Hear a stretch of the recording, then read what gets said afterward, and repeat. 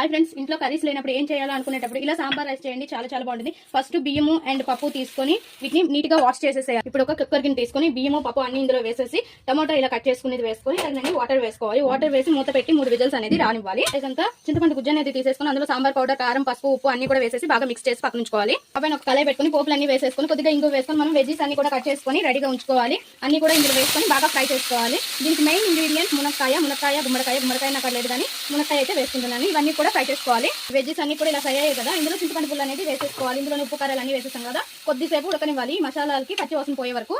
ఇప్పుడు ఇలా ఉంది కదా, దీన్ని పక్కకు తీసేసి ఇంకా మనం రైస్ ఉంచుకున్నాం కదా, అది ఉడికిపోయింది. దాన్ని కొద్దిగా మెదుకోవాలి. మెదుకున్న తర్వాత ఈ వెజ్జెస్ అన్ని కూడా ఈ చింతపండు పుల్ల అన్ని కూడా ఇందులో వేసేసుకొని తగినన్ని వాటర్ వేసుకొని మిక్స్ చేసుకోవాలి. ఇప్పుడు ఇలా ఉంది కదా, ఇది దగ్గరకు వచ్చేంత వరకు బాగా ఉడకనివ్వాలి. సరిగా ఫ్రెండ్స్, ఇలా ఉంది కదా, ఇంకా ఇలా ఉంచేసుకుంటే సరిపోతుంది. ఇంకా తిక్కు చేసేసామంటే మరి చల్లారిపోయిన తర్వాత తిక్ అయిపోతుంది. ఇంకా కొత్తిమీర వేసి గార్నిష్ చేసేసి అయిపోయింది మన సాంబార్ రైస్ రెడీ.